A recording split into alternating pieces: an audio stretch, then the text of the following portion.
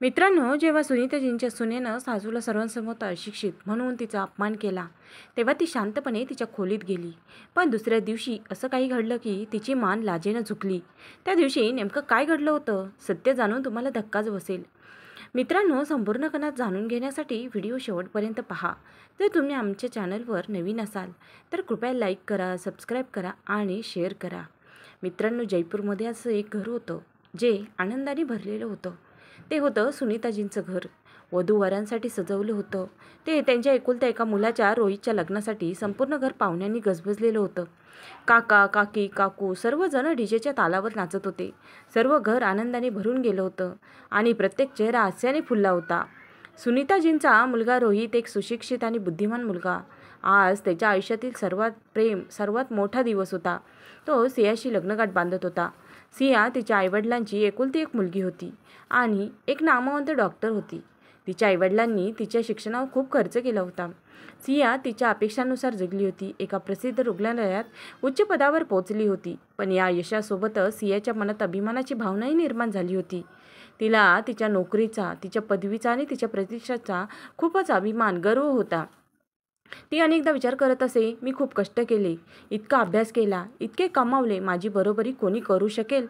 रोहित आणि सियाचे लग्न मोठ्या थाटामाटात चालले. सिया तिच्या सासरच्या घरी नवीन जीवन सुरू करण्यासाठी आली होती. पण तिचे हृदय त्याच अभिमानाने भरलेले होते ज्यामुळे तिला सर्वांना कमी लेखण्यास भाग पाडले जात होते. रोहितच्या कुटुंबात सुनीताजी, तिची मुलगी नेहा आणि आता तिची नवीन सून होती. रोहितचे वडील तो जेव्हा फक्त 15 वर्षाचा होता तेव्हा निधन पावले होते. त्यांना हृदयविकाराचा झटका आला आणि तेव्हापासून सुनीताजींनी एकट्याने त्यांच्या मुलांना वाढवले. तिने प्रत्येक अडचणीचा सामना केला तरी कधीही हिंमत गमावली नाही. लग्नाच्या दुसऱ्या दिवशी नवीन सुनेचा सोन्मुख समारंभ झाला. सुनीता तिच्या मुलीला नेहाला आवाज देऊन म्हणाली, मुली जाग, तुझ्या वहिनीला सांग की पाहुणे हॉलमध्ये जमले आहेत. तिला लवकर कपडे घालून यायला सांग. नेहाजी तिच्या वहिनीला अजून नीट ओळखतही नव्हती. उत्साहाने सियाच्या खोलीकडे निघाली. पण मग सिया वेगाने बाहेर आली. पाहुण्यांच्या नजरा तिच्यावर पडल्या आणि सर्वांचे चेहरे आश्चर्याने भरले होते. नवीन सून जिने लेहंगा, साडी आणि दागिने घातले पाहिजेत ती जीन्स आणि टॉपमध्ये होती. पाहुणे आपापसात कुजबुजू लागले, हे काय आहे? नवीन सून पूर्णपणे वेगळीच आहे. सुनीता हळूच म्हणाली, सुनबाई जा आणि साडी नेस, पाहुणे तुझं सोन्मुख पाहण्यासाठी आले आहेत. पण सियाच्या उत्तराने सर्वांनाच धक्का बसला. ती तीव्रपणे म्हणाली, आई, तुम्ही मला काय सांगण्याचा प्रयत्न करत आहात? मी सुशिक्षित आहे. मी तुमच्यासारखी अडाणी आणि गावंढळ नाही की 24 तास साडीत गुंडाळलेली राहू. मी या गरमीत 5 मिनिटंही साडी घालू शकत नाही.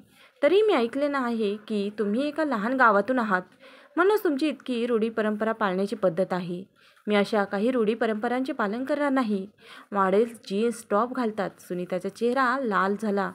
तिच्या सुनेनं पाहुण्यांसमोर तिचा असा अपमान केला होता की तिने कधीच कल्पनाही केली नव्हती. पण ती गप्प राहिली. तिने पाहुण्यांकडे पाहिले आणि हलकेसे स्मितहास्य केले. अरे, खूप गरम आहे म्हणून सुनेनं कपडे बदलले नाही. ठीक आहे, आपण फक्त विधी करूयात. तिच्या हृदयावर कोणी मोठा दगड ठेवल्यासारखे तिला वाटत होते. पण कुटुंबाचा सन्मान वाचवण्यासाठी तिने तिच्या भावना दाबल्या. दुसऱ्या दिवशी सकाळी पहिला स्वयंपाक विधी होणार होता. नेहा उत्साहाने सिंहाच्या खोलीत गेली आणि हसत म्हणाली, वहिनी, आईने तुम्हाला स्वयंपाकघरात बोलावले आहे. आज तुमचा पहिला दिवस आहे स्वयंपाक विधी करण्याचा. आणि हो, विधीनंतर मला मस्त गरम गरम पकोडे, चहा बनवा. माझे मित्रही येतील. मला त्यांनाही तुम्ही बनवलेले जेवण खायला द्यायचे आहे. नेहाचे निरागस शब्द ऐकून सिया संतापली. ती कठोरपणे म्हणाली, वहिनी, ज्याला चहा आणि पकोडे हवे असतील त्यांनी हातपाय काही मोडले नाही, ते बनवतील. मी तुमच्या घरात लग्न केले आहे, मोलकरी नाही झाली, समजले का? माझ्यासमोर ऑर्डर देण्याची हिंमत करू नका. असे समजू नका वहिनी आली आहे म्हणून घरात मोलकरणीसारखं काम करेल, असे काही होणार नाही. मी फक्त स्वयंपाकघरात जाऊन फक्त विधी पार पाडेल. असो, मी तुमच्यापेक्षा खूप जास्त शिकलेले आहे. माझ्याकडे डॉक्टरची पदवी आहे. तुम्ही जेमते पदवीधर झाले आहेत आणि तेही पदवीने. मी रुग्णालयात काम करते. मी तुमच्यासारखी निराधार नाही. जरी तुम्हाला छोटीशी नोकरी मिळाली तरी तुम्ही 4,000 रुपयांपेक्षा जास्त काही कमवू शकणार नाही. हे घर माझ्या आणि रोहितच्या पैशावर चालेल. सियाचे शब्द नेहाच्या हृदयात बाणासारखे टोचले. तिचे डोळे पाणावले. पण ती गप्प राहिली. घरातील वातावरण बिघडू नये असे तिला वाटत होते. ती आपले अश्रू लपवून तिच्या खोलीत गेली. इतक्यातच सिया स्वयंपाकघरात आली. सुनीता आधीच खीर तयार करून ठेवली होती. सियाने फक्त एका चम्मचने ते हलवले, त्यात थोडी साखर आणि सुकामेवा टाकला आणि विधी पूर्ण केला. जेव्हा ती पाहुण्यांना खीर देण्यासाठी गेली तेव्हा ती पुन्हा ओरडली, आई, मी एक आधुनिक काळातील साधी मुलगी नाही. विधी दरम्यान तिच्या मोठ्या काकूने सियाला चांदीची अंगठी दिली. सियाने चेहरा बनवला आणि म्हणाली, काकू, आमच्या घरात आम्ही फक्त सोने आणि हिरे घालतो, चांदीच्या अंगठ्या नोकर घालतात. जेव्हा तिच्या काकूने तिला 1000 रुपयाची नोट दिली तेव्हा तिने तिला टोमणे मारले. काकू, तुम्ही 1000 रुपयाचे काय करू शकता? नोकरांनाही तेवढे मिळत नाही. काही हरकत नाही, माझ्या वडिलांनी सर्वांना भेटवस्तू दिल्या आहेत. तिने तिच्या खोलीतून भेटवस्तू आणल्या आणि पाहुण्यांना वाटू लागली. हे घ्या काकू, ती म्हणाली. 100 रुपया आहे आणि हे तुमच्यासाठी आहे काकू. आमचा दर्जा वेगळा आहे. आम्ही छोटी कामे करत नाही. आम्ही मोठ्या कंपन्यांमध्ये आणि रुग्णालयात काम करतो. सुनीताने पुन्हा स्पष्टीकरण दिले. सुनबाई, हा तुझा मान आहे, पण तू वडिलांचे पाय पाय स्पर्श करू शकते, त्यांचे आशीर्वाद घेतले पाहिजेत. पण सिया पुन्हा संतापली. आई, तुम्हाला काही वाटते की मी काही मोलकरीण आहे? इतक्या लोकांचे पाय स्पर्श केल्याने माझी कंबर मोडेल. मी काही जुन्या पद्धतीची सून नाही. मी डॉक्टरेटची पदवी मिळवली आहे. तुम्हाला माझे पॅकेज माहीत नाही. मी तुमच्या नातेवाईकांच्या पायाबिया काही पडणार नाही. अपेक्षा पण करू नका. पाहुण्यांमधील कुजबूज अधिकच वाढली. कोणीतरी बोलत होते, सुनीताला ही अशी सून तिच्या कोणत्या दुर्दैवाने मिळाली काय माहीत. सुनीता हिच्या डोळ्यात पाणी येते. पण ती गप्प राहिली. एके दिवशी सियाचा चुलत भाऊ पवन परदेशातून आला आणि तिला भेटण्याबद्दल बोलला. सिया खूप आनंदी झाली. ती म्हणाली, दादा, संध्याकाळी 5 वाजता आपण एका चांगल्या रेस्टॉरंटमध्ये भेटूया. रोहितही सोबत येईल. पण पवन तिला आश्चर्यचकित करण्यासाठी 2 तास आधीच तिच्या सासरच्या घरी पोहोचला. दाराची बेल वाजली. नेहाने दार उघडले. समोर एक स्मार्ट बूट आणि सूटबूट घातलेला मुलगा उभा दिसला. तू कोण आहेस? नेहाने विचारले. मी पवन आहे, सियाचा चुलत भाऊ. मी दुबईहून आलो आहे. नेहाने त्याला आत बोलावले. तेवढ्यात सुनीता स्वयंपाकघरातून बाहेर आली. कोण आहेस तू? आई त्याला म्हणाली. हा वहिनीचा भाऊ आहे.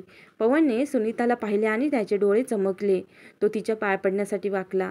मॅडम, मी इतक्या वर्षापासून तुम्हाला शोधत आहे. तुम्ही इथे आहात? सुनीताजींना आश्चर्य वाटले. बेटा, तू कोण आहेस? मी पवन, तो म्हणाला. मॅडम, मी पवन कुमार आहे, दिल्ली विद्यापीठात तुमचा विद्यार्थी. तुम्हाला आठवते का? माझ्याकडे माझी फी भरण्यासाठी पैसे नव्हते.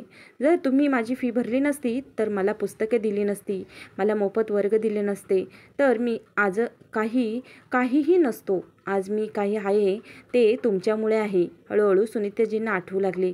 तिच्या डोळ्यात पाणी आले. तेवढ्यात सिया घरी परतली.